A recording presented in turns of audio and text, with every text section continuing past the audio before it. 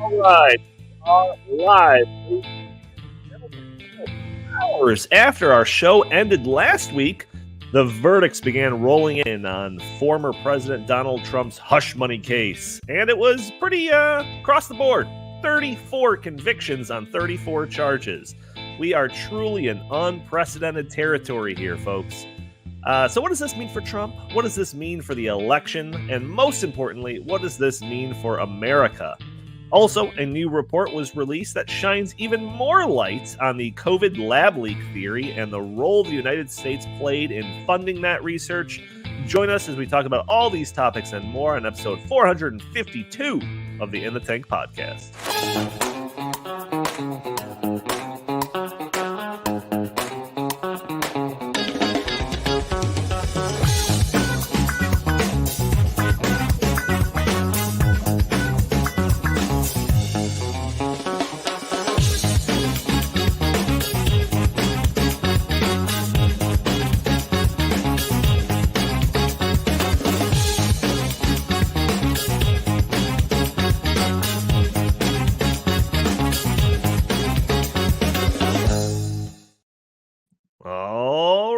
Welcome to the In the Tank podcast. As always, I'm your host, Donald Kendal, and joining me today, I've got Jim Lakely, VP of the Heartland Institute. How are you doing today, good sir? I am doing pretty well. I got to say, I am in a bit of a frisky mood today. Frisky is a good way to put it. I was on the Cut Jib newsletter podcast, which is part of the Ace of Spades HQ blog yesterday. It just published, I think, either yesterday afternoon or this morning, talking about some of the issues we're going to talk about today. So, after listening to this podcast, listen to the Cut Jib newsletter podcast and see which one is the angrier Jim. I'll try to do my best to get him as even as possible, but it's going to be pretty pissy today. Yeah, there's two options. He either blew off all of his steam on yesterday's podcast, he's going to come into this one a little bit more even keel, or he just practiced last time. He's going to come in even more full force this time. So put your money on one or the other. I don't know. We'll see. Also joining us, we have Chris Talgo, editorial director here at the Heartland Institute. How are you doing today, good sir? Well, I'm doing good today because 80 years ago, on this very day, tens of thousands of brave young men stormed the beaches of Normandy and eventually freed Europe from Nazi occupation. And, I just think that that's something that we need to really remember on this day. And, we wouldn't be here. We would not have these freedoms without those people, without the sacrifices that they made. Tom Brokaw called them the greatest generation. He was 1000% correct about that. The sacrifices that they made will live on in eternity, and we should all be extremely grateful for the sacrifices that they made so that we can live in freedom.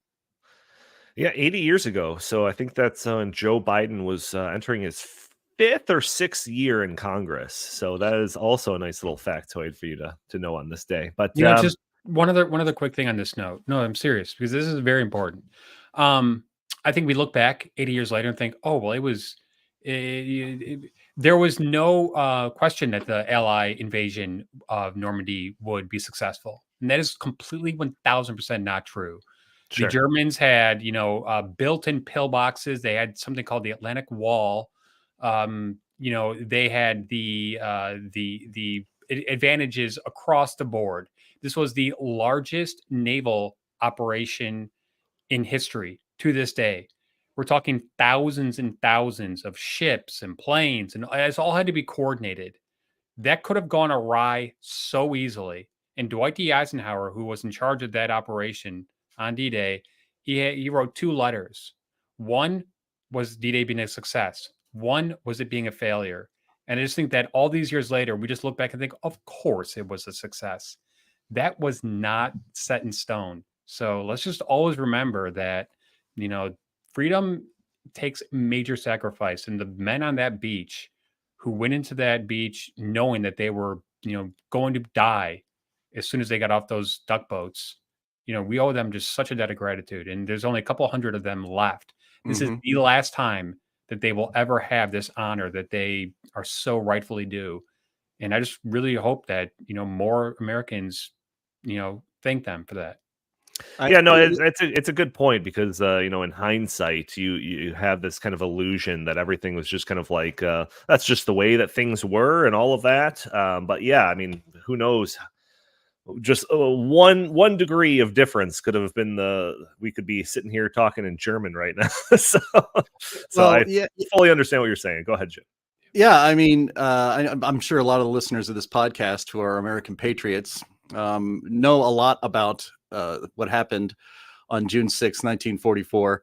And actually, it was supposed to be June 3rd, 1944, but the weather was crap and would have made an already never before seen amphibious assault on a continent, as Chris pointed out, never attempted at that scale before and never attempted at that scale since. So Dwight D. Eisenhower had to organize and plan and be ready for success or failure. And he decided, nope, weather's too bad this day. And in fact, the weather's going to be crappy on June the 7th. So this is the day we got to go.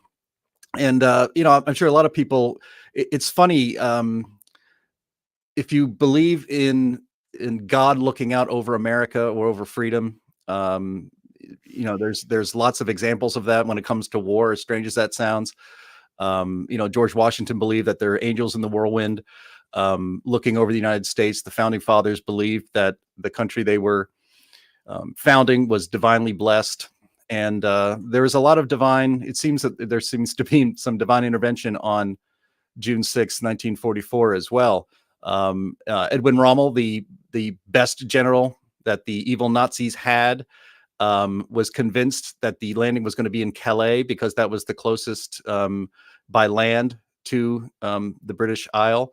And of course, they famously set up inflatable tanks to fool the surveillance airplanes from the Germans coming over. They were convinced that George Patton, the most feared general on the Allied side, was going to lead the attack, and he was going to come over in Calais. And so they had most of their reinforcements ready there and not on Normandy. And Rommel, he wanted his wife's 50th birthday was that day. So he went back to Berlin to celebrate it with her and missed the D-Day landing. And that affected communications and the ability of the Germans to repel, to basically slaughter the Allies and send them back into the rough seas from which they came. And then Hitler himself had gone to bed and did not rise until 9 a.m. the next morning. By 9 a.m., most of the work, the hard, deadly work on the Normandy beaches had been accomplished. And so it was too late. And the communications, they really couldn't take any actions without the Fuhrer's okay. And so, Hitler slept in that day. And that was a bad day for the Nazis to have all of those factors happening to them. And so if you believe in divine intervention, I believe God was on the side of the good guys, of the Allies, on this day 80 years ago. And Chris is right. There's hardly a generation of soldiers and sailors that deserve more admiration and respect than those who landed on D-Day. And I'm glad they're getting that today. And by the way, President Biden traveled over to France today, and he was there for a ceremony today. So it was nice that the United States was representative. I don't think it was as memorable in a good way as Ronald Reagan when he went there on the 40th anniversary, but still a historic day for a president. Yeah, I think we have some footage of that. Maybe we could play that a little bit later. Don't want to mar this, very, very kind of flowery address of this day with the clips that we have prepared of Biden celebrating that too. So we'll save that for a little bit later. But we do have a lot. We do have a lot to talk about on this episode. But before we get going, I have that note that I mentioned at the beginning of all of these podcasts. And partially goes out to those audio-only listeners that are probably catching the show on a Friday or later. First off, why don't you leave a review for us on iTunes? That would be greatly appreciated. You could also join us a day earlier where we are live streaming this on Thursdays at noon Central Time on Facebook and YouTube and Rumble and X. If you want to join the conversation, you can throw your comments and questions in the chat. Maybe we'll show your comment on the screen. Maybe we'll address your questions on the fly. We also have that super chat functionality enabled if you want to support the show that way. If you don't want to spend $1, but just want to spend a couple of seconds helping the show, hitting that like button, subscribing to this if you haven't already, sharing this content, or just leaving a comment under the video, all help break through those big tech algorithms that prevent content like this from being shown to more people. But let's get right into it, because this, like I said, this is a story that broke like literally maybe an hour, maybe a couple of hours after we ended last week's broadcast. But Donald Trump is now facing, he was facing 34 charges relating to the hush money case, to the infamous Stormy Daniels and the way those funds were allocated. And I don't know, we can get into like the specifics of that, but the charges were based on very shaky legal ground. So shaky, in fact, that at least one anti-Trump person I know dismissed this entire thing as just a farce. But despite the expired statute of limitations on this crime that nobody seems to be able to articulate, Trump was convicted by 12 jurors in the Democratic stronghold of New York City on charges brought by a George Soros-funded DA. In fact, Trump was convicted on all 34 charges. So, Jim, in the hours after the podcast last week, when this news started rolling in, I can't imagine you were all that surprised, were you? No, I wasn't surprised. This was the result that we all expected, and it was without a doubt the most egregious misuse of our justice system in American history. I had tweeted somewhere that Stalin and Beria from the Soviet Union would be proud, and I got pushback saying, well, Stalin and Beria killed millions of people. We're not doing that in the United States. And yes, point well taken, moron. The point of that was that the way this trial was conducted would have made Stalin and Beria proud for their show trials that they did in the 1930s and sent people to gulags on trumped up BS charges, of which all of this was. One of the most absurd and funny parts about this is that in the Soviet Union, they may have only charged Donald Trump with maybe one or two, maybe at most 4 crimes, right? Because that's all you need. And if you're guilty, off to the gulag you go. No. Alvin Bragg has to charge Donald Trump with 34 felonies, 34 fake felonies, one for every check that he wrote and one for putting it in the ledger, as if he's sitting at a desk like Ebenezer Scrooge in a Christmas Carol with George C. Scott, scribbling the checks all by himself and putting them in the ledgers like he was actually doing these things. Which means that if he had written checks for $1 each to Stormy Daniels, he would have been charged with 130,000 felonies. And so that is just one level of the absurdity of this whole thing.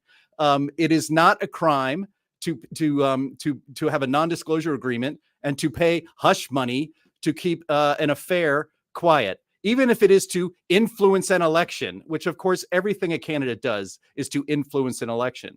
And to elevate these misdemeanors into a case, a federal case at all, or it was a state case, of course. But the federal prosecutors in the Southern District of New York took a pass because they knew that this was BS.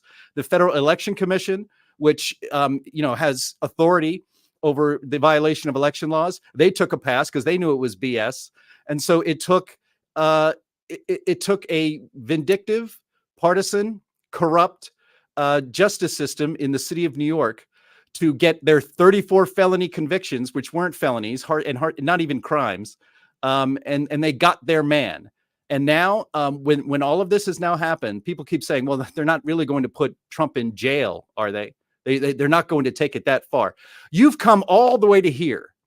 The idea that they're going to stop short of sentencing Donald Trump to prison after all of this is absurd. They got their mugshot.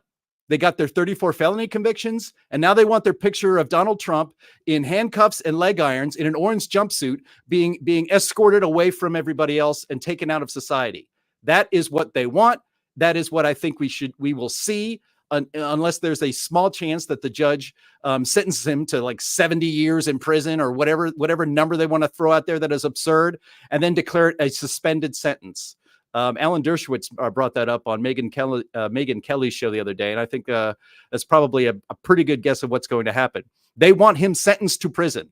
And the idea that the best that could happen out of here right now is that he would only have a suspended sentence, meaning he doesn't go to prison, actually. He's let free, or he'll have an ankle bracelet on, which I think this is actually perfect. Because if you thought that the Trump supporters got excited and made T-shirts out of Donald Trump's mugshot and made it a rallying cry for him, the absurdity of imprisoning the leading candidate for president against the most unpopular president we have seen in a long time, who is a complete failure, if they think that is a winning electoral strategy, is going to blow up in their face. Yeah, Chris, I'm curious of your takes on this, and we can touch specifically on some of the things that you brought up, Jim. But it just seems to me, and you can correct me if I'm wrong here, but generally speaking, as long as Donald Trump has been on the political scene, he has split, like, even conservatives, right, or Republicans, whatever you want to call it, where he'll do something, you'll get half of Republicans they'll say like, oh, it's the right thing, other half say that it's not. On this issue, it almost seems like he's got himself a consensus support that this is all BS. Even the people that are like anti-Trump just see through this as being like a show trial, and it's the trumped up charges, all of that. Maybe there's an exception to that. I'm not sure. I've seen it yet. What are your thoughts, Chris? The verdict has definitely galvanized the Republican Party. You've got Nikki Haley coming out and supporting Donald Trump now. You've got even Mitt Romney saying that this trial was a farce. I'm going to go back and answer your original question. I was surprised. I thought that at least one person would hold out on that jury and say, you know what, I can't do this. I can't vote this man guilty on this ridiculous non-crime. Two of the jurors also happen to be lawyers. So I thought maybe one of them would, take it upon themselves to say, listen, this is wrong, because they know the law. They know that this was, not a crime. Unfortunately, that didn't happen. But one of the reasons why is because the judge gave jury instructions that made it almost impossible for them to not come to that conclusion. And that's very important, because the judge from the get-go did not allow the Trump defense team to allow witnesses, to allow evidence that would have supported his position. And he went out of his way to allow salacious details and salacious testimony by Stormy Daniels, by Michael Cohen, even though that had nothing to do, the Stormy Daniels portion at least, had literally nothing to do with what was at trial. So this was a rigged trial from the beginning. Even the way that the judge was picked for this, the way that it's supposed to work, you're supposed to have a random lottery, and there's supposed to be, I think, 20 or so judges in that area, that region, that district, whatever, who are supposed to, randomly be assigned to these trials. Guess what? Judge Marchand was not even in that pool, yet he was picked for this, and he also happened to serve as Steve Bannon's judge, and he was also in one of the other Trump trials. I can't remember if it was the E. Jean Carroll or whatever, but what are the odds of that? Almost zero, slim to none. So this was completely rigged from the beginning. Let's also not forget that Alvin Bragg, when he was running for district attorney, said that he would do this, and then he went ahead and did it. But what's even more interesting is when he first won after his election to district attorney, he came out and said, you know what, actually the evidence is not there. We can't do this. Guess when he actually started to follow through with this case? A couple of days after Donald Trump announced that he would run for re-election in 2024. Right. So all of this, I mean, this is not just what's going on in New York. Same thing going on in Atlanta. Same thing going on in almost all of these cases. There's a total double standard. We live in a two-tier justice system that is just, evident on its face by now. And I think the American people are going to make their sentiments known that they don't agree with this come November 5th. And I think we're also seeing in some of the early polling that's coming out after this, there's been no bump for Biden. Actually, according to some of the polls that I've seen, Trump has gained 2 points in several of the swing states. So this has not benefited the Biden campaign. Yeah, how much money did he end up bringing in like that next 48 hours? So in the 24 hours, actually, 24 hours after, it was $52.8 million. That is the biggest fundraising haul in a 24-hour period for a presidential candidate ever. And even more importantly, 30% of those donations came from small dollar donors. We're talking like $30 or less, who had not actually ever donated to the Trump campaign before. So what you've seen is that there are a whole bunch of Americans who are saying, "Wow, I cannot believe that this is actually happening before my eyes, and I am going to put my money where my mouth is, and support Donald Trump, with my my money." So I think when it comes time to go to the polls, if someone's already donated 20, 30, 40, $50 to the Trump campaign, it's almost assured that they're going to vote for Trump come November 5th.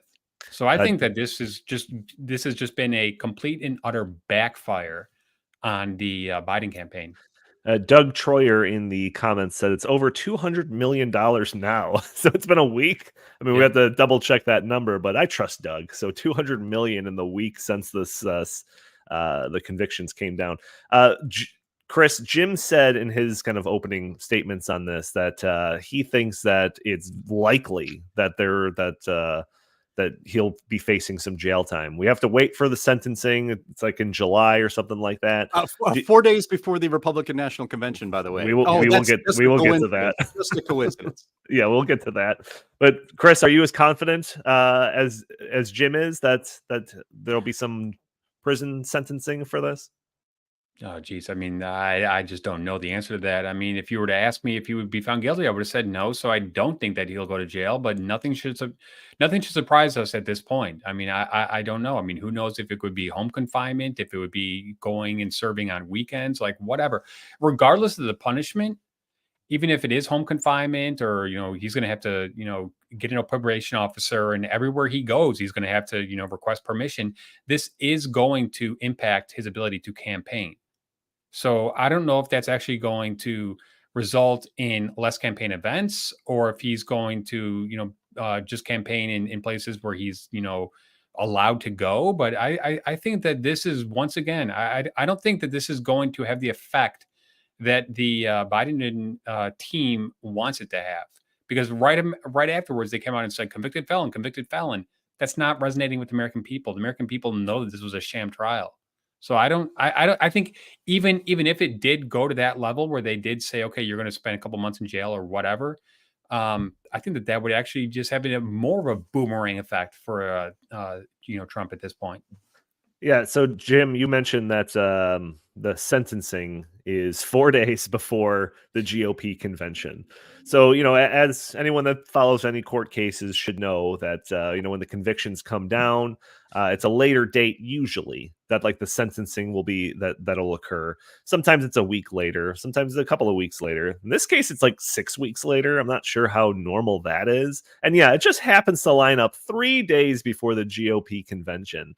And Jim, you and I have been we've been watching some Game of Thrones stuff recently, and not to suggest that our political system is anything like the political systems of fake fictional Game of Thrones world or anything. But I could just imagine in that universe, somebody is talking to Donald Trump and saying, "Hey, you've got between now and July 11th or whenever the sentencing is to basically suspend your campaign or you're going to jail." I'm not suggesting that's what's happening, but it just seems so perfect considering the GOP convention is 3 days, 4 days later. What do you think, Jim? Well, I mean, I think if we lived in a real world Game of Thrones world, that Donald Trump would have been immolated by a dragon by now. So they would have taken out. That's how they take out their opponents in Game of Thrones.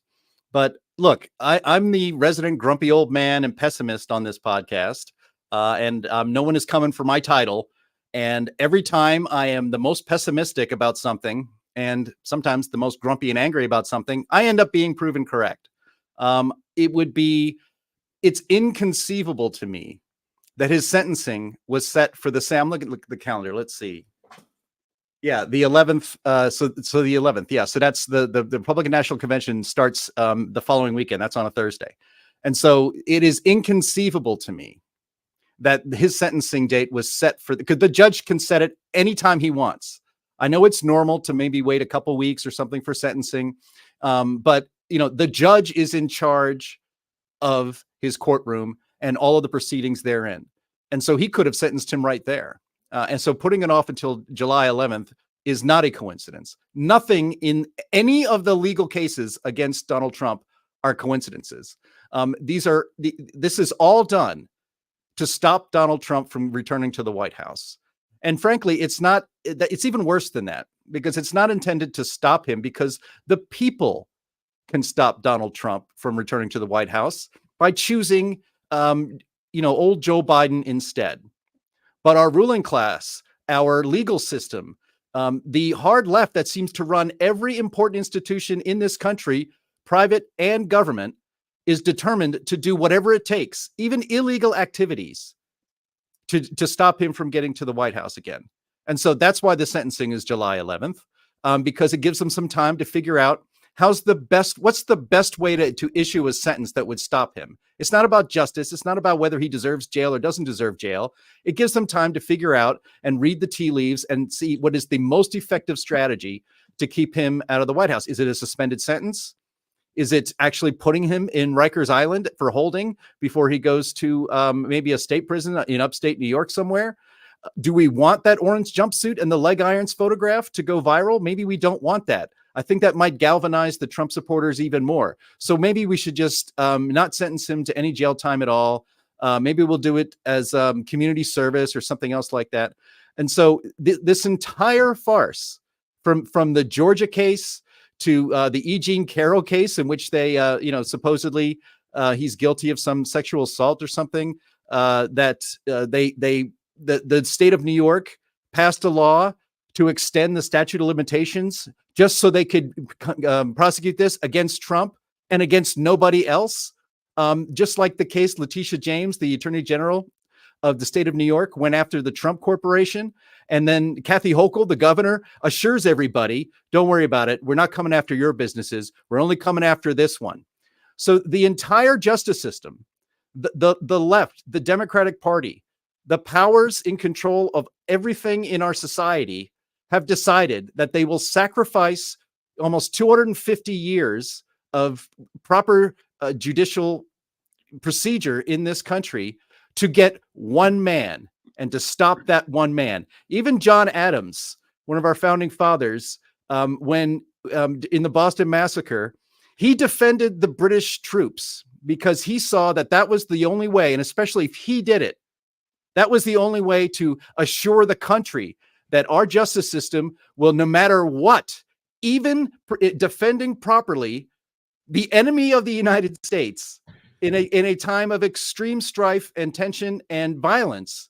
John Adams thought it was so important to uphold our sense of justice in this country and to separate America from corrupt regimes that he personally defended them. And look where we are now. Now we have people who are temporarily entrusted to offices like Attorney General or United States Attorney in a federal court, or a judge. And by the way, Judge Merchan is an acting judge. He's not even a permanent judge, and he gets 3 of the Trump cases. If there is any sense of justice, if God is looking down on this country, as he did in the founding times and looked down upon Normandy Beach, if God is smiling upon this country, I would hope and I pray that this destruction of what it is to be America, of what it is to have a just legal system, will not prevail, and that this has to be reversed. You cannot just make an exception for the evil orange man and have a justice system that works for the rest of us, because we already have a 2-tier justice system.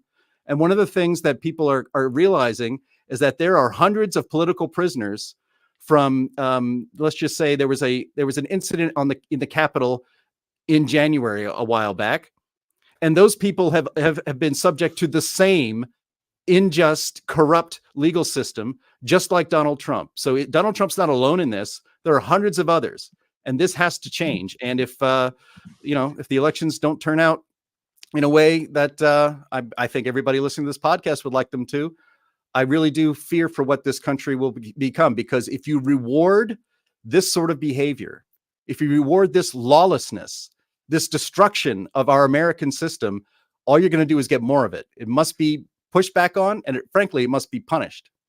Yeah, the idea of community service, I think, is a good idea. In fact, he shouldn't be wasted just like picking up garbage on the side of the road. Maybe he should like serve the public in like a really high office or something like that. Like maybe even president. That'll show it. That'll show everybody. We'll make him be president. That'll be the community service that he has to do.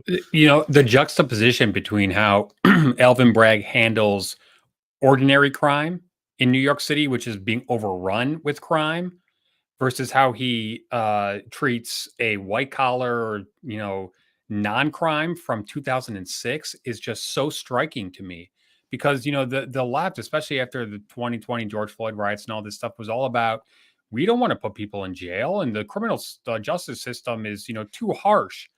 However, they are using every single tool of the criminal justice system to go after someone for nothing. This is not a violent, you know, person by any means. However, we see in New York City almost every day on the subways, we see people being assaulted, people being attacked, people being raped, you know, illegal immigrants assaulting police officers. And Alvin Bragg does not care about that. He gives them a free pass. So I think the American people see through this, and they see that this is not a you know, a fair and balanced, you know, approach to justice.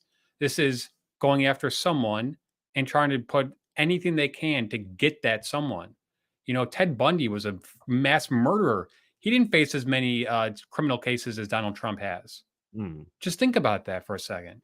Sure. Donald Trump is facing, you know, he's still facing criminal charges in Florida for the documents. He's still facing criminal charges in January 6th. He's still facing criminal charges in Georgia, and he's already been prosecuted on this, you know, bogus non-crime in New York. He's he's not a sitting. He's a former president who is the leading candidate, you know, running for the Republican nomination, and he's beating Joe Biden right now. This really reeks to me of desperation on their side, because they know we can't beat him at the polls. So the only way we can beat him is by ruining his reputation, or by preventing him from campaigning by, you know, keeping him, you know, stuck in courts, and then all the legal fees he's having to pay and just all that kind of stuff. Sure. Because they know that if Donald Trump were to be running against Joe Biden one-on-one, mano-a-mano, without all this stuff, that it would just, I mean, it's going to be a landslide. I still think it's going to be a landslide. Yeah, I mean, we were talking yesterday, Chris, and how, like, you know, when the Democrats' kind of talking point for the election is basically hinges almost 100% on this one thing. You know, Donald Trump's you know, court trials, the convicted felon, all of that sort of stuff. But it's also funny that the Biden campaign issued a brand new campaign commercial yesterday. They did not mention this at all in once. You know what they did mention? They mentioned that the Biden administration is lowering prices. So they're trying to just gaslight us once again that inflation, the cost of living, is not a problem because Joe Biden's actually making it great. And if you don't know that, then you're just stupid and you're not getting our message, because they're out of options. So all they're trying to do is just browbeat us into thinking that, you know, that everything's hunky-dory, but everyone knows that everything is not hunky-dory. Remember, I mean, the economy is better than what you think it is. Remember, everybody, you look up at the grocery store and you see prices going up. That's just an illusion. That's the main marketing tactic. It shows me that they are very desperate. I'm very curious about this, Jim. I want your opinion on this, because the reaction, I know, like, you know, tempers are running a little hot, okay, especially in Jim's office right now. But the reaction of this news from those right of center, like I said, has almost unanimously been critical of this whole situation. But the tone of that disagreement is the thing that varies wildly. So on one hand, you have those Republicans that are just content with publishing a tweet and calling the case a travesty. And then when they hit post on that tweet, they just move along with their day. But on the other side of things, you have people that are essentially calling for, like, political war. So there was one article that I had here in the show notes where it's talking about some of these people that are basically saying we got to fight fire with fire. And so it outlines a handful of these. Stephen Miller, a former senior advisor to Trump, took to the air on Fox News, calling for, quote, every facet of Republican Party politics and power has to be used right now to go toe-to-toe with Marxism and beat these communists. Steve Bannon, former chief strategist to Trump, wrote, there are dozens of ambitious backbencher state attorneys general and district attorneys who need to seize the day and own this moment in history by prosecuting Democrats. And even Marco Rubio, posted that Biden is a demented man propped up by wicked and deranged people, and that it's now time to fight fire with fire. So I'm curious, Jim, what you think about this, because on one hand, it's easy to complain that Republicans often, tie an arm behind their back when it comes to fights like this. And instead, they should take the gloves off and play by the same rules as the opposition. But on the other hand, are we really going to give in and embrace this era of unbridled political warfare? Can a country really stand when these sort of tactics are broadly embraced? What are your thoughts? As you were wrapping that up, I was thinking of a line from Lord of the Kings, Return of the King, where King Theoden is reluctant to go to war, and Aragorn tells him, "War is upon you, whether you like it or not." Not quite the same quote, but very close to that. That war is upon you. That was certainly clear in Return of the King, and it is clear now. I'm frankly kind of sick and tired of the Republican Party laying back and taking it. I think they told Elizabeth I, lay back and think of England, when she wasn't really that much into guys. The Republican Party seems to be lay back and think of the Constitution, while the Constitution is being assaulted and torn to shreds right in front of their eyes. These are the new rules now. It is admirable that conservatives and the Republican Party would never dream of doing this kind of abuse of the justice system in this country just to get a single political opponent.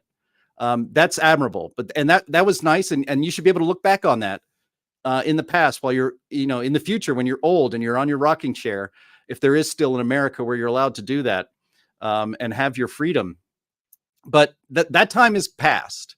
There should already be, if you are a state prosecutor in a very red city, in a very red state, let's say the Panhandle, let's say you're in Lubbock, Texas, in the Panhandle of Texas, there has got to be a way, and you better be investigating this right now, to bring up any Democrat anywhere, maybe a Democrat school board member, anybody, and bring them up on charges, call them felonies, have them arrested, have their mugshot and fingerprints taken, and rinse and repeat this in red jurisdictions all across the country, until you have a huge pile of cases against Democrats for, crimes, and you wouldn't have to make up crimes the way Alvin Bragg did in New York, or the way that Fannie Willis is inventing crimes in Atlanta, Georgia. There are Democrats who have committed crimes all over the place. Just like, you could say that we have so many laws on the books that everybody listening to this podcast probably commits about 3 or 4 crimes a day without knowing it, because there are so many statutes on the books. So exploit that. Exploit that and find these people. Ilhan Omar violated. She immigrated to this country under fraud. Bring her up on charges right now, and have her arrested. Have her mugshot taken, have her fingerprints taken, and have her have to deal with that for the next several years. What was it? Just last week, it was announced that I think 17 members of Congress had paid hush money to mistresses. Our tax money was used to pay off this hush money for illicit affairs. Who are these people? We need to know their names, and they need to be brought up on the same charges Donald Trump was just brought up on, and they need to be felony charges. But I have little faith that anybody on the right, any conservative, any Republican, is actually going to follow through on this. I just don't, because that's the pattern always, that the Democratic Party and Democrats in control of things like the legal system abuse it, use it illegally to punish their political enemies, whether they are politicians or just ordinary citizens who get out of line. This will continue unless and until the people perpetrating these injustices upon innocent Americans feel it themselves. It will not stop until they feel that pain themselves. That's the only way it's ever going to stop. Saying, oh my gosh, no, don't do this, that's un-American. That has no effect or influence on these people abusing their power to punish their political enemies. And the Republican Party is either going to get serious about this, or there's going to be another way to punish these people, whether it be a new political party or something else. And so I hope it's not that. I hope it's using the same system that has now been corrupted and weaponized against enemies of the government, of the regime. And unless and until that happens, this will not stop. That's the only way this will stop. Chris, I want your take on this same question, because I think that this is kind of a bigger question that kind of underlies a lot of the conversations that are going on about this whole case. What are your thoughts? Oh, geez, this is something I've been struggling with for many, many years. I completely understand where Jim is coming from, and it is time to fight fire with fire. However, there's still a piece of me that says don't do it because, two wrongs don't make a right, and then you're going to be a race to the bottom. And so I can see both sides of the story here. I absolutely can. I completely understand the frustration on behalf of people who feel that the Democrat Party, by and large, gets away with bloody murder, and the Republican Party just puts its tail between its legs every single time and just lets it happen. Completely understand that. But do you want to live in a country in which then it is a race at the bottom, which both parties have become totally politicized, and all they try to do is, one up the other? A couple of years ago, this notion of, quote, owning the libs, started becoming popular. I hate that. I hate that phrase. It's not about owning the libs. It's about fighting for what's best, fighting for the truth. Who cares if it's, being espoused by liberals, Republicans, independents, whomever?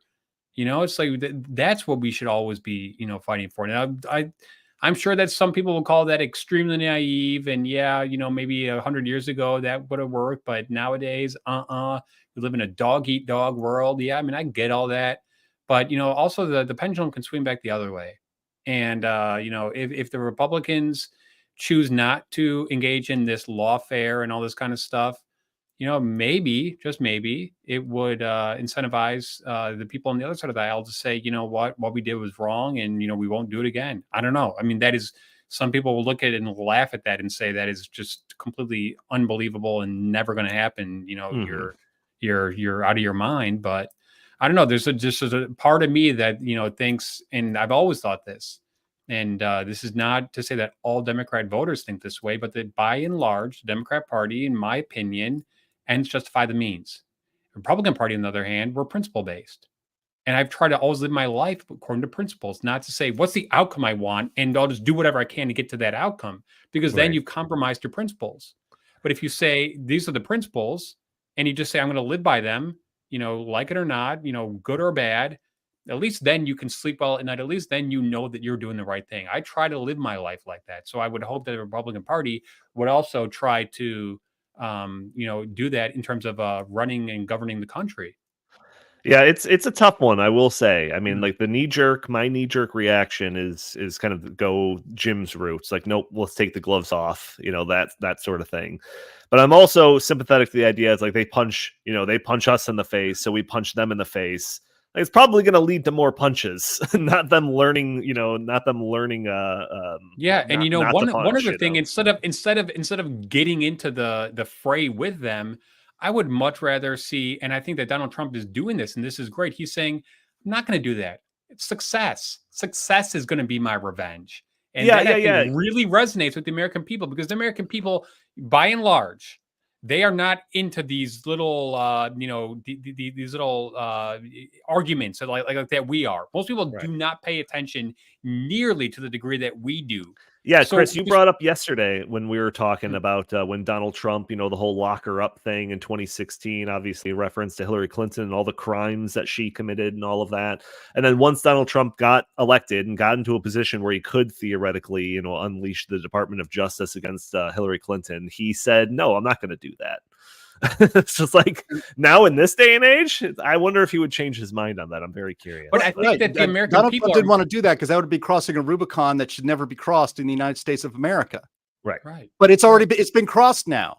And so I hope Hillary Clinton is brought up on charges. There isn't a statute of limitations in effect, I don't believe, for the obvious federal crime she committed with classified materials and having her own private server and avoiding FOIA laws and all of that. Bring her up on all those charges and have her arrested day one.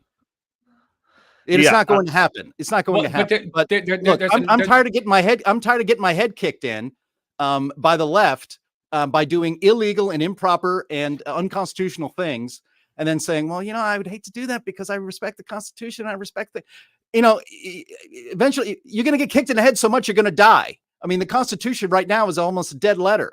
And the way to protect it is to stop the other side from ever going down this road again. I'm willing to call a ceasefire after they have felt the pain of this. Then they will come to the table and start to agree to terms like the Constitution, terms like not weaponizing government agencies against your political enemies. You cannot bring them to the table by saying, with words. It has to be with action. Jim's been watching too much Game of Thrones. Last word on this, Chris, and I want to move on to another topic. Go ahead. Another thing is that there's only so much time in the day, and there's only so much that Congress can do and the president can do. So if you want them to spend precious time, going over, things of the past and trying to, get their political enemies, that's going to take a lot of time away from what they were supposed to be doing, and that is making our lives better. And Donald Trump has a lot that he can do to make our lives better. He can, get the border, closed. He can, deal with our terrible economy. I don't know if you can do both at once. And really what the Republican Party, when they took over the House a couple of years ago, they've shown that when they spend a lot of their time doing this kind of stuff, some of this is because the media portrays them as, do-nothings who are just hell-bent on, picking old scabs. I don't think that's necessarily true, but I think that their time would be much better spent saying, all we're going to do is pass bills that are that are broadly supported by the American people, and they're going to make your lives better. That's why I truly believe that's a good point. A contract with America 2024 would be a great way to run and say, listen, the other side, they want to distract you with these stupid shiny objects and make you, worry about Donald Trump paying $130,000 to Stormy Daniels. That has no bearing on your life. Who cares about that? You know what has a bearing on your life? The fact that gasoline is doubled. Right. The fact that you can't afford your bills. The fact that 78% of this country is living paycheck to paycheck. Right. Yeah. It's like vote for us, and we're going to try to fix all your problems. Vote for them, and they'll chase down ancient things to try to get people that are politically disfavored in jail. Those are your two options, it seems like. But all right, we have to move on. This is already going to be a long episode. It'll be a little long. That's fine. Just real quick before we move on to our second topic today. Thank you, Peter Williams, for £4.99 in the super chat. He says, I wish we could put Keir Starmer in jail for something in the UK. Keir Starmer is the leader of the opposition of the Labour Party in the UK right now. So I don't know much about that, but thank you very much for your contribution. And the rest of you all can do some super chats to help keep this show going as it goes. Thank you. Yeah. And by the way, this is a trend that I've noticed on the Climate Realism show, which takes place at the same time, noon Central Time on Fridays. That we got a lot of donations coming in pounds, from the UK and all of that. Where's all of our American donors, people? Come on, don't let those Brits beat us on this one, huh? All right, so Donald Trump convicted. We're waiting for sentencing. He could still run. There's, obviously that even if he was thrown in jail, he could still run from jail. The only X factor there is whether or not the G.O.P party wants to just pull the rug out from under him. I think that's I don't think that's expected. Who knows? The idea that the sentencing is happening 3-4 days before the convention is interesting, but I still don't expect them to just nope, we're going to throw in somebody else to be. I don't think that's going to happen. So he's going to be the candidate. Who he's running against as of now is Joe Biden. And this is also pretty interesting. So there was a Wall Street Journal article that came out recently. And so I'm just going to start off by reading from it. It says, this article is based on interviews from more than 45 people over several months. The interviews were with Republicans and Democrats who either participated in meetings with Biden or were briefed on them contemporaneously, including administration officials and other Democrats who found no fault in the president's handling of the meetings. Most of them said Biden performed poorly, were Republicans, but some Democrats said that he showed his age in several of the exchanges. So this basically outlines a whole bunch of recent stories of his declining mental state, his inability to have basic policy conversations without referencing his notes. In some cases, people wondered if he had fallen asleep during some of these meetings. Now, granted, we've talked about this stuff, throughout his whole presidency, even when he was running for election the first time around. But I still think it's undeniable that it's getting worse. Biden is currently the oldest person to ever be president. And there has been tons of talk over the last, year plus of whether or not he was going to be replaced on the ballot. The rumors swirled big time when Gavin Newsom was kind of making some campaign moves. But all of this has seemingly faded away as the election approaches. Now, there's a couple of interesting things, this article being one of them. The first debate that we talked about, I think last week, maybe the week prior to that, is going to be June 26th, I think, June 29th. 27th. 27th, June 27th, which is the earliest that one of these presidential debates has happened. And it's also taking place like a month and a half before the Democratic convention. So that's pretty interesting. And, when we were talking about the topics yesterday, Chris brought up the idea that there's some theories out there that people think that maybe one of the reasons why the debate is happening this early is because if Joe Biden has a terrible performance, they still theoretically have time before the convention to replace him on the ballot. How feasible that is, I don't know. But man, is he looking terrible. So, Chris, I'm going to start off with you on this one. Where are we at with this? Any chance he's not the guy on the Democratic ballot come November? What do you think? Gosh, very difficult to say at this point. I can tell you what the polls say. The polls say the vast majority of Americans think he's too old. I was watching a segment yesterday, and they did a thing on this on NPR, and they asked a bunch of NPR listeners, what is the first word that comes to your mind when you think of Joe Biden? 2 said senile, 1 said old, 1 said concerned, and there were a couple other similar, words used. So even among his base, NPR listeners, they're terrified that he's just too old. And, we've seen this the past 3+ years. He struggles. He's struggling to put sentences together. He definitely is struggling to maintain a vibrant, schedule.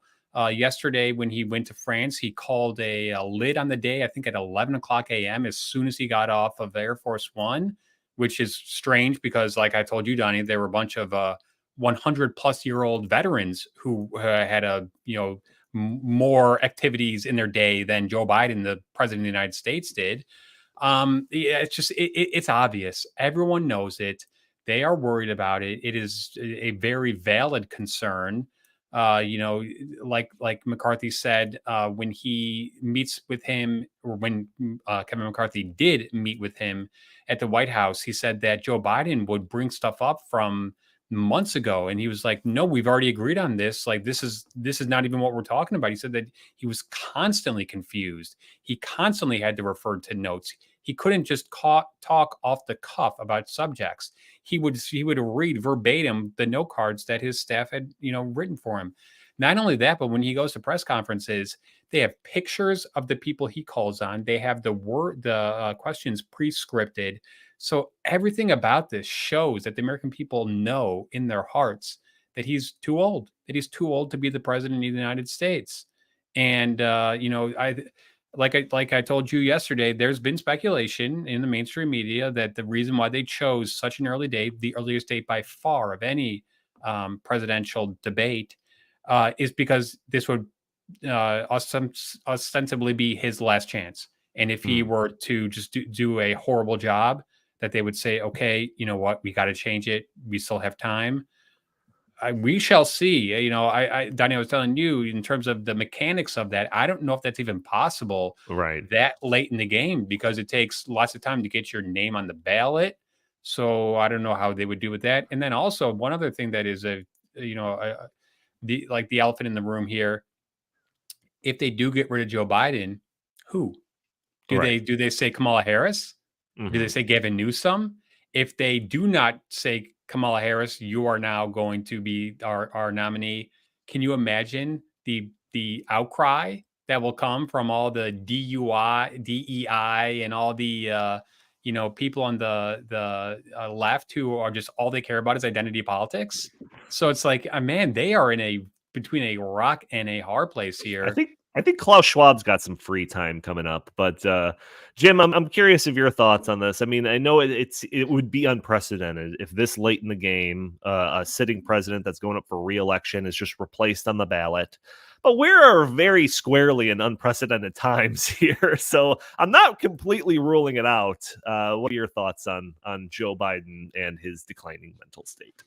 Well, Christine Laurel in the comments had said that it's not about age, it's about or being too old. It's about having the mental capacity for the job. And I think that's right on the money, because Donald Trump is only, I think, 2 years younger, or 3 years maybe, than Joe Biden. And he obviously still has his mental faculties very much in hand.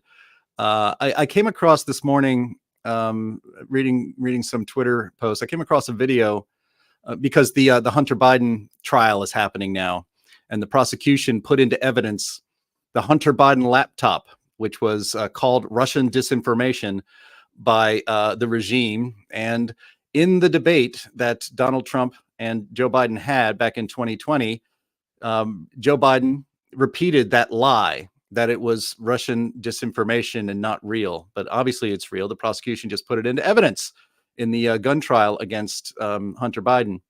And just watching that clip on Twitter, the amount of mental decline just from then, from 2020 to 2024, is enormous.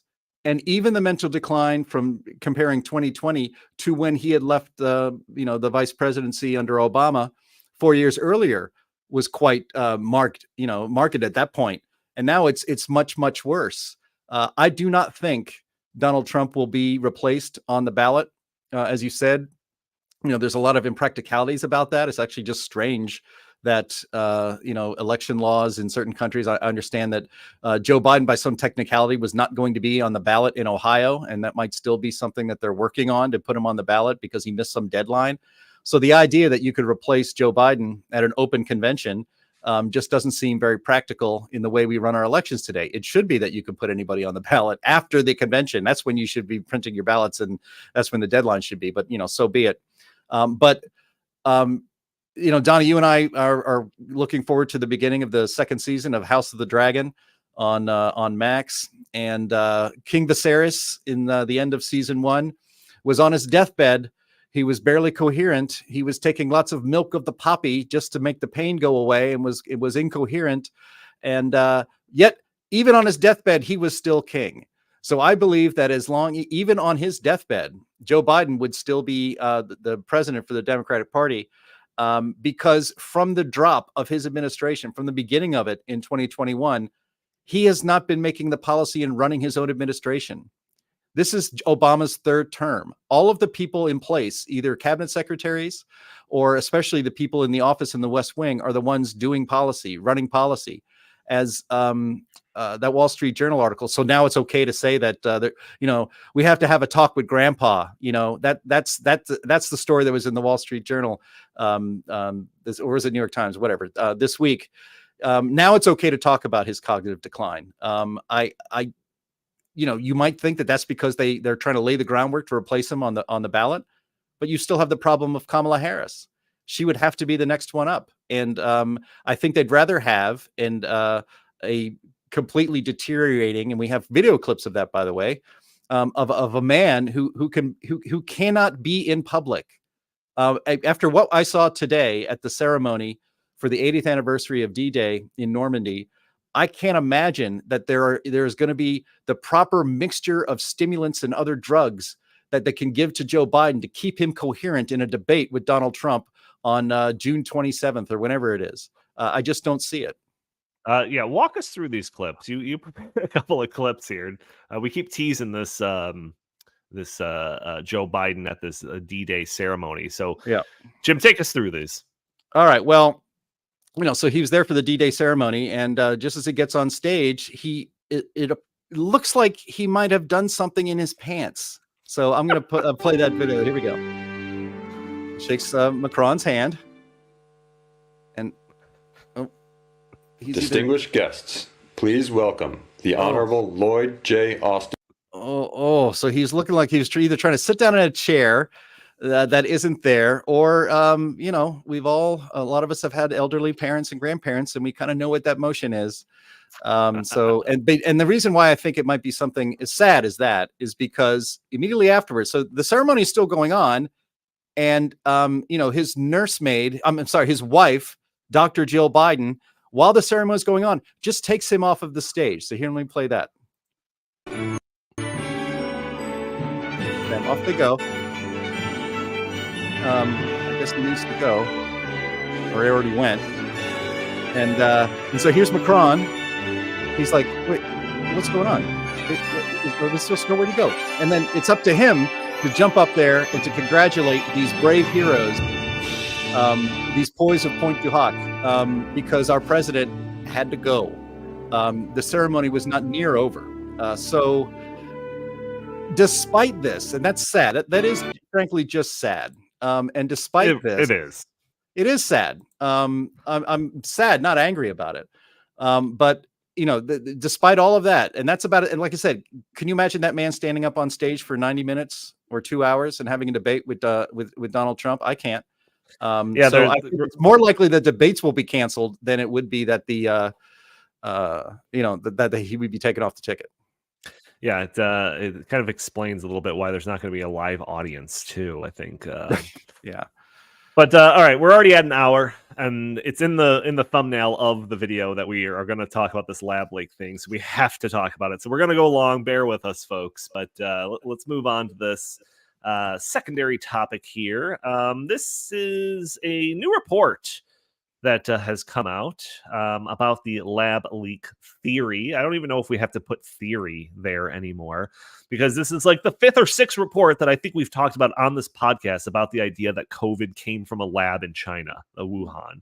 So I'm reading from a New York Post article here. It says a damning new report found that COVID-19 virus most likely leaked from a Chinese lab, and that the U.S. bears responsibility for pumping tens of millions of dollars into high-risk research on extremely infectious viruses at a facility with weak safety protocols. The analysis by Alina Chan, a Harvard and MIT molecular biologist, was published as a guest essay on the New York Times, a publication which has for a long time been skeptical and dismissive of the lab leak theory.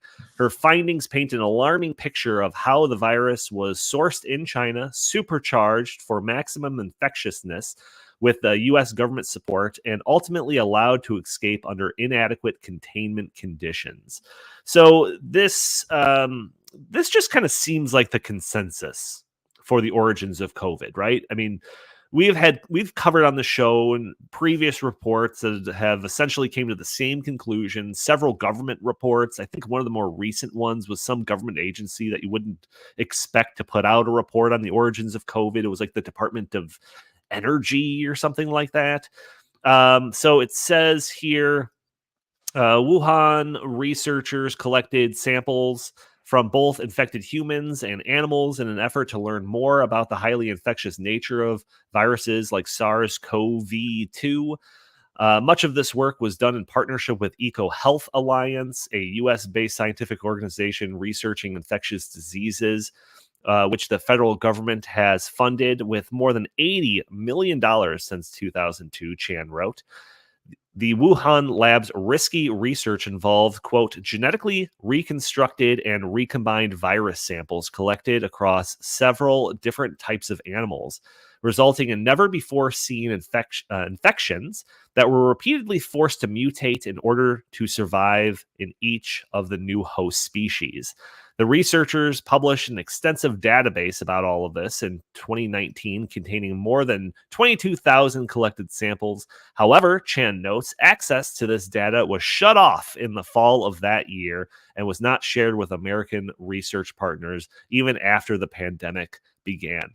Chan's report also talked about the biosafety level of the lab and how it should have been at least a level 3 when dealing with pathogens like this. But the Wuhan lab only operated at a biosafety level 2, which focuses merely on protecting researchers against skin contact with the virus. So, I mean, come on. I'll go to you, Chris. Like, is this just the consensus at this point? And if it is, like, the academic consensus at this point is that it most likely came from a lab, that doesn't necessarily mean that that's what the consensus is in the minds of just like your general public out there. Like, so do you think, A, that this is the academic consensus at this point, and B, that has filtered down into the general knowledge base of like the population at large? A couple of things. First of all, I've read a few books, watched a couple documentaries, read many articles. All the evidence points that it came from the lab. Just a couple of things first before I get into your question. Peter Drozik, the EcoHealth Alliance director, was tied with Anthony Fauci, and he was the one who was receiving the funds to do these crazy experiments at the Wuhan lab. We also now know that the CIA was using him as a plant to see whether or not the Chinese government was using this lab to produce bioweapons. That has now come out. That is now a fact. So really, I think what happened was in the immediate aftermath of this, the Chinese government, because they're a bunch of liars, and then the American government, because they're also a bunch of liars, got together and said, man, we just made a huge mistake. Let's just cover it up. And that worked for a couple of years. But there were a whole bunch of people, including Tom Cotton, who right from the bat, and President Trump, who was president at the time, saying, no, it came from the lab. And when you just think about this,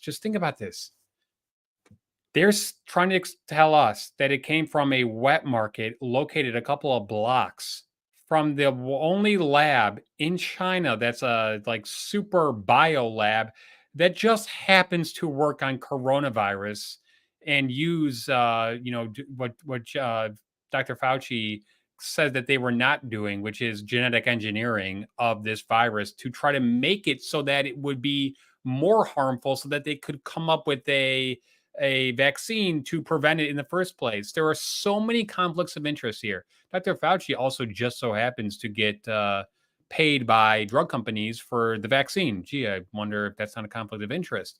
But I think any American with a brain who is not completely like, just under the thumb of the mainstream media looks at this and says, of course, it probably came from the lab.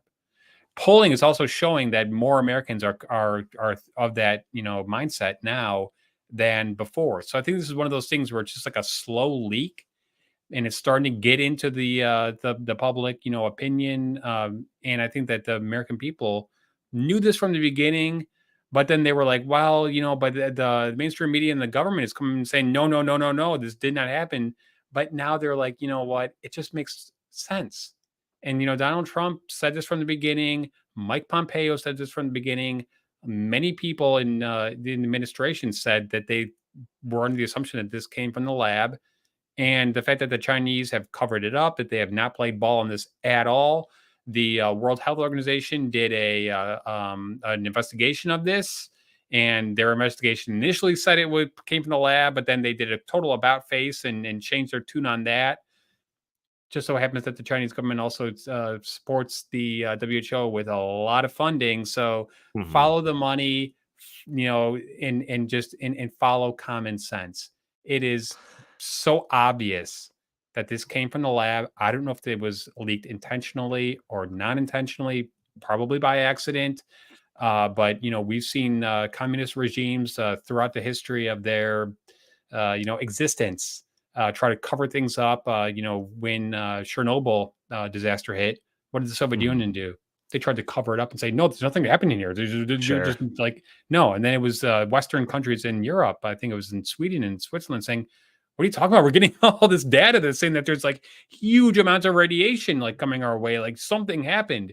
It took them weeks. The Soviet Union, to finally admit to it. Yeah, but what's so crazy is that, like, even in that scenario, and maybe I wasn't alive for that, but maybe in that case, it was similar to when like was the media in the United States been like, yep, we believe them. That's what the Soviet Union's saying. Don't look here. Don't look. But you hit on such an important note, and I'm so glad you did, because I think that you have to go back to that early 2020. Anything that Donald Trump said, the mainstream media, Democrats, and academia and the experts in Hollywood automatically took the opposite stance. So whether it was the lab leak theory, whether it was ivermectin, on anything, masking, social distancing, closing down businesses, closing down schools, Sure. we now know that on all of those measures, those of us who were talking in terms of common sense, like, hey, no, we shouldn't shut down schools. Hey, no, masking probably doesn't work. Hey, social distancing doesn't work. We've been proven right on all that. Right. So why would you think that we've been proven right on all that? But then the most important aspect of it all, how it came into being, we were wrong on. I mean, that just literally, come on, just like common sense. I know, but it's just so weird. So there's another story. I think I have the link in the show notes. You don't have to show it though. I'm just going to read some of the stuff from it. But there was another story that I want to talk about. That was a former White House coronavirus response coordinator, Dr. Deborah Birx.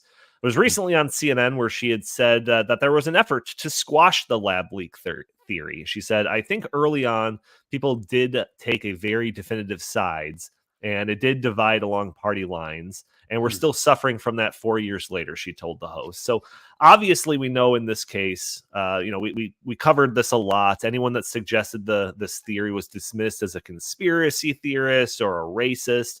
I remember even covering Jon Stewart when he went on Colbert late night show, whatever the name of that is. Yep. And he joked about how obvious it is that this came from a lab in Wuhan. And then he was shut down and ridiculed by Colbert during that same segment. And then in a podcast afterwards, like weeks later, Jon Stewart discussed how he was criticized after that segment for being racist against Chinese people and for aligning himself with conservative types that were suggesting this, this same theory. And it's just weird to me. Like some of the other ones that you mentioned, the shutting down businesses, the social distancing, the mask stuff, like that's still weird to me how like immediately partisan all of those things got. But like this one in particular is really surprising to me that like it just immediately got so partisan. Like it's because it's not immediately clear to me that the lab leak from China is some like conservative talking point, whereas like a wet market origins of the virus is some Democrat perspective. And yes, it does kind of make sense to me a little bit that it's just like whatever Donald Trump says, he's our North Star. We align all of our political ideologies with the opposite of whatever he says. Like that does make sense to me a little bit, but it does. But when you started off this talking about like kind of the cover up aspect of some of this stuff, I feel like that's a little bit more probably explains this a little bit more in terms of like just the ferocity that they defended this wet market theory. And before Jim chimes in, just one more quick thing. You cannot understate the Dr. Fauci's implicity in this and the fact that he was trying to cover up what he did, and he lied. And Rand Paul caught him in a whole bunch of lies, saying that he was never engaged in gene manipulation in the Wuhan lab. That is completely false. We know for a fact that they were doing this Frankenstein virus stuff. So I think that Dr. Fauci had a lot to lose. Right. And, we know for a fact now because he's under oath again this week in Congress. And he admitted, oh, yeah, that my number one assistant, he was not using government emails to communicate this kind of stuff. He was using Gmail, and then he deleted all those. Why did you delete those? So there is so much evidence pointing that Dr. Fauci got caught red-handed because President Obama said no more of this genetic engineering of viruses. This is way too dangerous. Donald Trump also said no more of this. So what did Fauci do? He went around them and he went to a 2-bit lab in communist China and said, well, you're still like letting this happen here, so I'm going to give you money to do it. And then Dr. Fauci even went before Congress and said, no, the money that we were giving to the Wuhan lab, they never used it for that. Well, money's fungible, Dr. Fauci, and you can't prove that, first of all. But second of all, then why did you go out of your way to lie through your teeth to us time and time and time again? Because you are responsible for this. So if anyone should be held responsible, it is Dr. Anthony Fauci. Yeah, I think that there has been just... you mentioned watching documentaries and reading books on this. I feel like there needs to be like a worldwide investigation into this whole thing that brought upon all of this, because during the years of the pandemic, there was just like severe journalistic malpractice. And I feel like that term like understates it, because that almost makes it feel like they did it accidentally, and it wasn't like some sort of orchestrated pre-planned thing or something along those lines. And they've never apologized for it. They never apologized for it. And I've got stuff. Yeah, I got a perfect clip that highlights that too. There was recently a debate between Chris Cuomo, formerly of CNN. He took part in a debate about COVID and I think some related topics recently against comedian and political commentator Dave Smith. And we have a segment that I think really highlights it. Again, I think this understates it, but this journalistic malpractice that was rampant during the years of COVID. So if we have that clip ready, let's go ahead and play that Cuomo clip, please. There was so much talk that they don't want you to take ivermectin. Ivermectin is the way to go. Take it. Joe Rogan got better from ivermectin. And by the way, I don't like what people did to Joe Rogan about ivermectin. I don't like You did it. No. Okay, yes, good. you did. Find the clips. Dude, find the clips. You shamed Joe Rogan. Find the clips. You said he's taking horse dewormer. You and Don Lemon were chuckling at each other about it. No. I'll go find First the of all, clip. you just saw the clips. I watched it. I'm not chuckling. I'm listening to Don. But No. The here's clip point. I'm talking about wasn't on there, and it's absolutely look, there. Here, do we have it? Hold on. Let's play the clip. Injecting drugs for animals and horse. And people telling them to. Oh, my God. What person? You talk about cancel culture and who to shame. Ivermectin, a dewormer, really? They are shaming themselves. That's what it is. They're shaming themselves. So you're taking a dewormer right now, Chris. Chris, you can't apologize for that. You weren't being clear that it was this, and you know that, dude. You're being so dishonest right now, man. I'm not being You were dishonest. talking about ivermectin, the drug. You were not talking about this version of ivermectin. Come on, man. Hey, yeah. Donnie, just one more super quick thing before we move on. We also need to remember that the surveillance state, whether it's the CIA, the NSA, and like all those government entities, went to social media platforms saying you cannot say these things. Sure. So the media was, I think, doing that to play along, so they didn't get in trouble with the social media companies and such. So there's a bit of that. I don't think that was like the driving force behind it, but I think early on when we saw what happened to people like Tom Cotton and others who dared to say, hey, wait a second, maybe this is from a lab and maybe masks don't work and maybe shutting down businesses is stupid.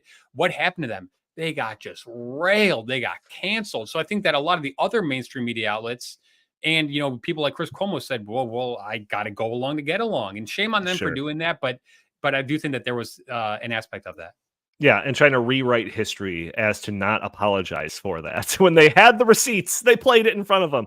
Jim, we're already an hour and 20 minutes, so I'm going to give you final word on all of this, whether it's the journalistic malpractice of the media during the years of COVID or the specific report in regards to the lab leak. Wherever you want to go with it, go for it. Well, I was so triggered by so much of what Chris said, and it made some of my points. But, well, I mean, first of all, the thing that I remember that I was triggered by was the idea when you asked Donnie, how did this become partisan? We didn't make it partisan. They made it partisan. The regime, the Biden administration, especially, and even when Trump was in office, and he was working on the vaccine, which he hasn't done it a lot lately, and I recommend that Donald Trump, if he wants to continue to have the support of conservatives, to stop mentioning that he was the one responsible for the accelerated vaccine. His base is not impressed by that, to say the least. But it was not, people questioning, the efficacy of an experimental vaccine done to everybody with no testing. Just bringing that up was made partisan by the vaccine pushers and those on the other side, including Anthony Fauci and Deborah Birx. Trump was able to get some people like Scott Atlas on the board that he had assembled, the special committee he had assembled about the vaccine and about, COVID prevention policies like school shutdowns, like lockdowns of businesses, the masking, the social distancing and all of that. Scott Atlas was saying that there's no evidence that all of these policies that we're implementing are ruinous to people's, they steal people's freedom and they're ruinous to the economy and we shouldn't do them. And he was basically just railroaded out of there, and they didn't listen to him because Deborah Birx and frankly Mike Pence were in charge of this, and Anthony Fauci and not Scott Atlas. He, of course, was right. So this wasn't made a partisan issue. It was a partisan divide. It was a divide against people who ended up being right, who were right at the time, actually, and people who have since been proven even more right, and those who had the wrong answers and that had the wrong policies that were put in place specifically to stop Donald Trump from winning re-election in 2020. It was because of all of these COVID policies and the shutdowns and the 6 feet of distancing, and that you can't be close to even your loved ones if you don't live in the same house, that you can't have Thanksgiving with more than maybe 3 people. All of these things were put in place to make sure that we had massive mail-in and unmonitored voting to in the 2020 election. The rules of the entire society were thrown into a wood chipper based on a virus in which 99 or 98% of people survived. Even now, as we see the data coming through, the vast majority of people who unfortunately died because they contracted COVID were either elderly, obese, or had some other comorbidity, or all 3 of those things. That it was perfectly fine and no worse than the flu for most people under the age of 50. And if you were a child, there was no reason at all for you to have gotten a vaccine. And so this divide, this partisan divide, was not done by people who had genuine, logical, science-based questions and common sense about the COVID vaccines and all the policies that were put in place.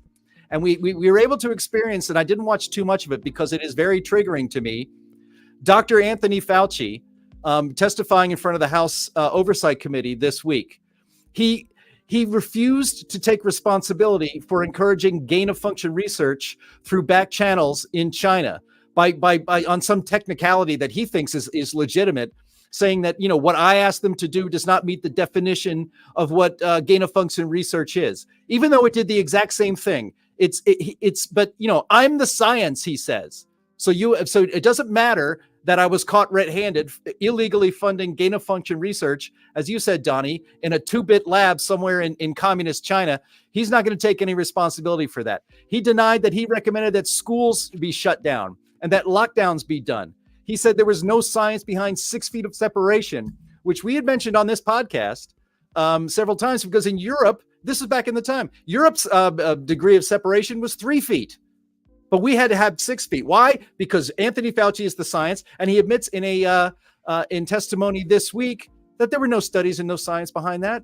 But it was that 6 feet of separation that made it so that you couldn't run a restaurant in this country. It was 6 feet of separation that had kids playing their instruments in band in school in little tents. It was these mask policies. There were no studies that showed masks worked. In fact, most studies show that they didn't work, especially for a virus of this kind. Didn't matter. We were kicking mothers off of planes with their screaming children because they can't get a mask on a 2-year-old in an airplane. We had families set against each other because of the partisan divide that the regime put in place during the pandemic. And nobody is held accountable for any of this. You can bring Anthony Fauci to as many hearings as you want. He is not going to be he is not held accountable for that. He's living in his fantasy world. And every time you question him on these things, he says, it wasn't me that was making those policies. I didn't recommend schools be shut down. Then you show the clip of him saying, it's not safe enough to open up schools. So then what does Anthony Fauci say? It's like, well, you know, I'm just at NIAID. It's the CDC that makes those recommendations. And they're only recommendations. These are not mandates. Right. Anthony Fauci willingly participated in the beatification of him, and because he's the science. But when it's time for the accountability for how much damage his policies and the public health professionals in our government had, when it's time to face the music and take some responsibility for that, they don't want any of that. They just want all of the praise. They want the statues to Fauci being made. They want the little dolls that you can find of Fauci standing proudly. I remember the one time I got the vaccine, I had to because I had to travel. Vaccine mandates, you have no choice. If you need to travel, you need to get the shot. If you are in the Army, you need to get the shot, or you're sent out with a dishonorable discharge. If you were one of the people on the front lines, saving people who had COVID before we even knew how to treat it medically. If you don't want to get the shot, screw it. You're fired. You're out. I mean, it's still mind-blowing to me that most people kind of just forget about this. I understand that you want to forget, you want to leave behind mental trauma. I do too. But it is instructive. This is why it triggers me when Anthony Fauci's there, because it brings back all of this nonsense that wasn't just inconvenient. It wasn't just annoying. It destroyed people's lives. It ruined people's lives. People committed suicide. And now we see a study that comes out, what they call about excess deaths. And researchers are shocked to learn that there has been a mysterious increase in excess deaths in the last several years. I wonder what happened to everybody on Earth that would explain these excess deaths. And you're not allowed to talk about it. Probably can't talk about it even on this podcast. Maybe you can't even talk about it on Twitter, even though Elon Musk owns it. But, Anthony Fauci testifying and getting off scot-free. And as Chris pointed out, his underlings bragged in emails that the person in charge of FOIA in their department wasn't there to ensure that the Freedom of Information Act was complied with. Her job was to teach all of the staffers how to evade the Freedom of Information Act by things like using personal emails, like their Gmail account, and then deleting them. Things like purposely misspelling EcoHealth Alliance in an email so that it doesn't show up when you do a word search for a routine FOIA request that the people are entitled to. And all of this happens and there is no accountability. There is no punishment. So I mean, I think this isn't exactly analogous to the first part of this podcast when we talked about, there should be laws should be enforced and sicked upon, your political opponents or the other side. Maybe I can put that aside. I will settle for the law being applied to Anthony Fauci and all of his underlings who committed federal crimes by avoiding FOIA on purpose. These are so easily provable. It's one thing to make a mistake when you're in charge of public policy, especially in a pandemic emergency. But it is the unwillingness for any of these people to not only apologize, or take any responsibility for their bad decisions at all. And the reason why they don't do that, because if people are encouraged to question the wisdom and the decision-making of our real ruling class, which are the bureaucrats of the United States of America, not our elected officials. It's the bureaucrats who really run this country and enforce the laws. If they are seen to be anything but infallible, that's problematic because that threatens their power. Even the Pope will admit mistakes, but Anthony Fauci will not, ever. And it's extremely triggering and personal to me. And I think it is to a lot of other people. So, there you go. There's my rant. We're done. Hey, Donnie, just one more thing on this. How are you gonna follow that up? Because I had to say this. This is very important. You talked about the politicalization of this during the vice presidential debates. Kamala Harris, when she was debating then Vice President Mike Pence, said, "I will never take the vaccine if it's made by under the Trump administration." However, 3 months later, when she was in office, she did a complete about-face and said, "You have to take this. You have to." So just think about that. That is how political it was. She wanted to win the election. So she was saying, don't take it if Trump does it. But then when we're in the office, same thing. Now you have to take it. You have no choice. Wow. Right.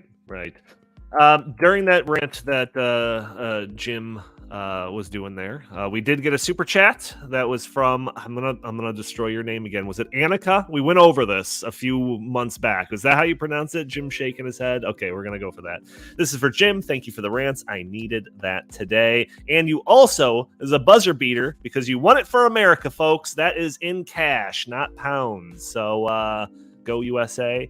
But that's going to do it. That is going to do it for us today. We're about an hour and a half long. So you got a little bonus material here on this episode of In the Tank podcast. Join us every week for a new episode. For those audio only listeners that are probably catching the show on a Friday or later, leave a review for us on iTunes. That'd be greatly appreciated. And join us live when we are streaming this on Facebook and YouTube and Rumble and X and all of that on Thursdays at noon Central Time. You can throw your comments and questions in the chat. Maybe we'll show your comments on the screen. Maybe we'll address your questions on the fly. Super chat functionality is enabled, as you have seen through this episode. And if you could also support the show just by hitting that like button, sharing this content, subscribing if you haven't already, or just leaving a comment under the video, all those things help break through those big tech algorithms that prevent content like this from being shown to more people. If you'd like, you could follow us on X at In The Tank Pod, and you can send us your comments, questions, and suggestions to the show by emailing us at inthethankpodcast@gmail.com.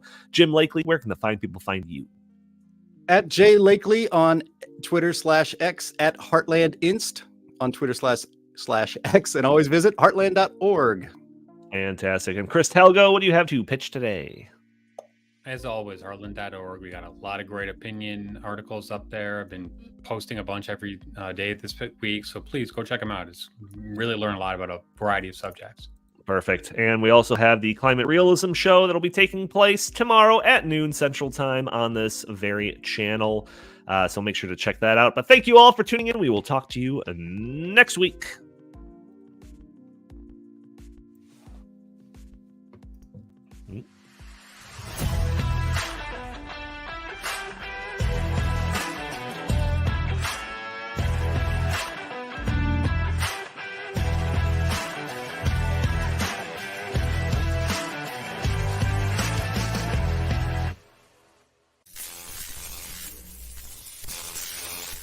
He's a lion, dog-faced pony soldier.